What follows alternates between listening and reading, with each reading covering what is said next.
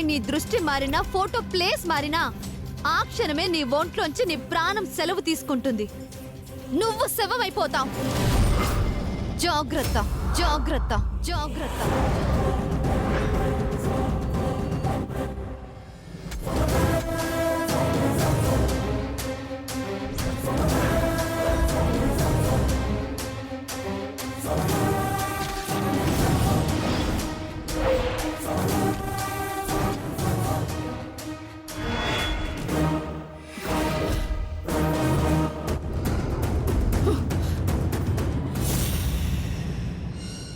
నిజంగానే నరకం చూపిస్తున్నావు కదే.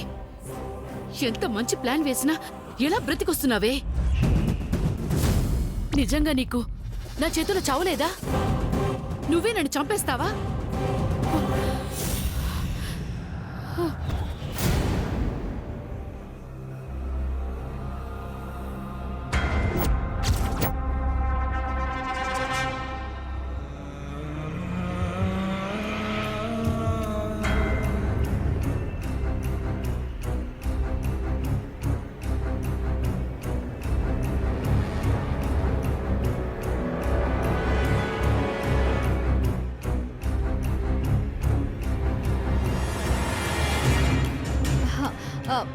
ఏంటి ఇలా వచ్చారు?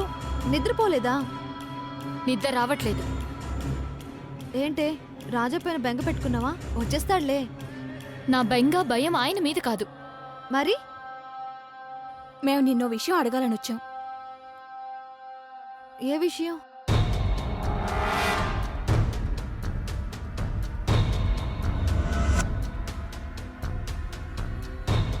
నీ ప్రవర్తన మాకు అర్థం కావట్లేదు.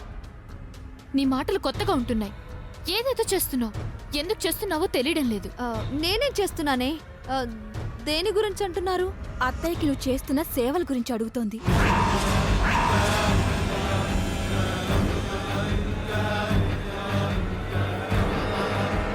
ఆవిడపై అంత ప్రేమ చూపించాల్సిన అవసరం ఏముంది?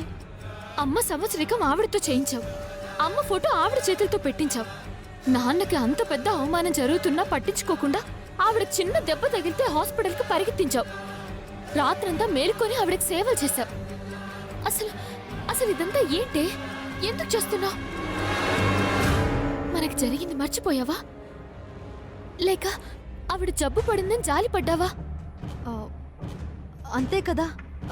శత్రువైనా సరే గాయపడితే సేవలు చేయమన్నారు. నా స్థానంలో ఎవరున్నా ఇలాగే చేస్తారు కావ్య. లేదు, నువ్వు మా దగ్గర ఏదో దాస్తున్నావు. అదేంటో చెప్పు.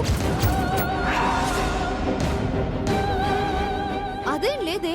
అయినా మీ దగ్గర నేనేం దాస్తాను? నువ్వు దాస్తున్నావని మాకు అర్థమవుతోంది. నీ మాటలు ఒకలా, చేతలు ఇంకొకలా ఉంటున్నాయి. మాకు భయంగా ఉంది. దయచేసి నిజం చెప్పు. చెప్పకపోతే మా మీదొట్టే.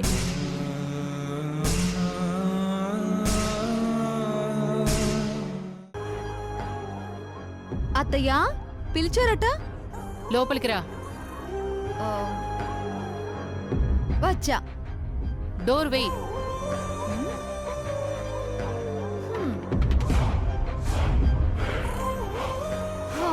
వేసా. దగ్గరికి రా. ఏంటత్తయ్యా, కొంపదీసి తప్పైపోయిందని నా కాళ్ళు గాని పట్టుకుంటారా ఏంటి? వద్దత్తయ్య వద్దు. అదింకా తప్పు. మీరు పెద్దవారు, నేనింకా చిన్నదాన్ని. నా కాళ్ళు మీరు పట్టుకుంటే నాకు ఆయుక్షణం. దానికి బదులుగా నేనే మీ పేకు పట్టుకుంటాను. మీకు మోక్షప్రాప్తం.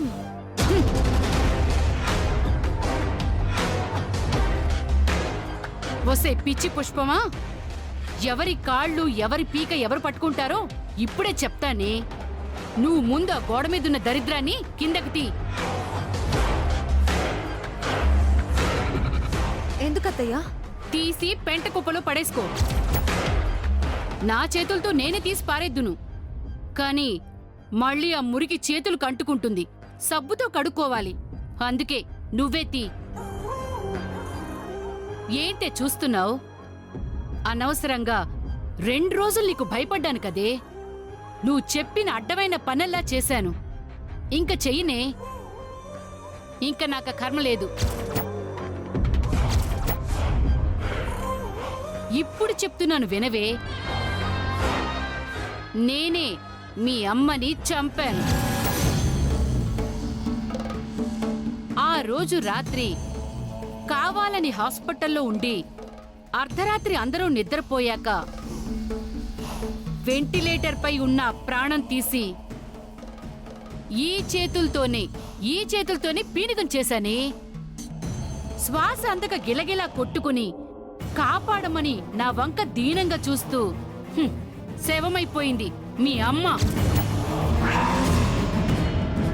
అది చచ్చేదాకా ఆగి ఆ తర్వాత మళ్ళీ మాస్క్ పెట్టి వచ్చేశాను. ఇది నాకు తెలుసు, నీకు తెలుసు, చచ్చిన మీ అమ్మకి తెలుసు, ఇంకెవరికి తెలుసే? ఆ హత్య నేనే చేశాను అనటానికి ఏంటే సాక్ష్యం? నువ్వు మాటలతో చెప్తే నమ్మేస్తారా? సాక్ష్యమమ్మా, సాక్ష్యం ఎక్కడా?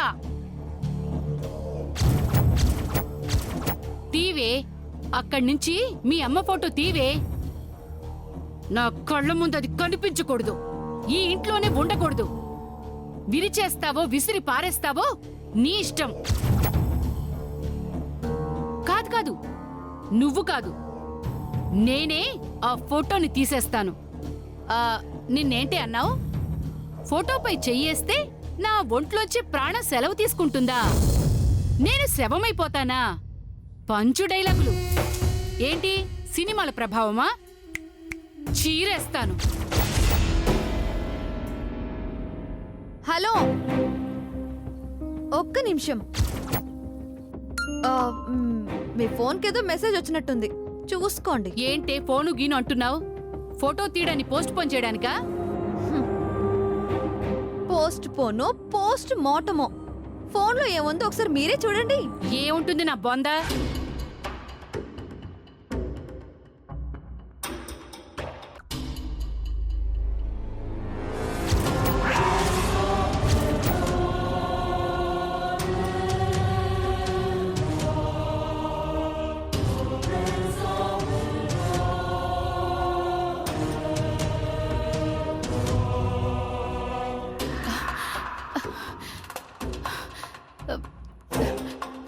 ఉసే, ఈ వీడియో నీ సినిమానే.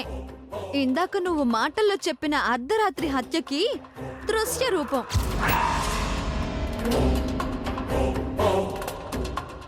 ఈ వీడియో నీ దగ్గరికి ఎలా వచ్చిందే? నీ పాపం పండి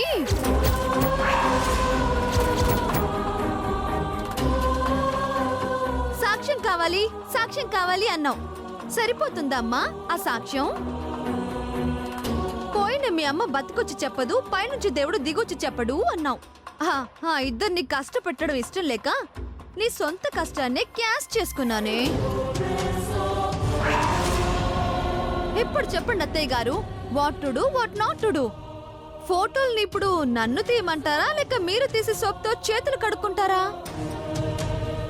సాక్ష్యం లేదని సాల్సా డాన్స్ వేశారు, 2 రోజులు అవమానపడ్డానని 2 నిమిషాలు వీరంగం ఆడారు. 48 గంటలకే నువ్వింత ఇదైతే మా అమ్మను నువ్వే చంపావని తెలిసిన క్షణం నుంచి ఇప్పటిదాకా నేనెంత రగిలిపోవాలి? ఏయ్, నిల్చున్న చోటే నేను నిన్ను నిలువున పాతేయాలనుందే. కానీ నీ పాపాల పుట్ట పగలకుండా నీ ఒంట్లో ప్రాణం బయటికి పోకూడదని ఆగానే.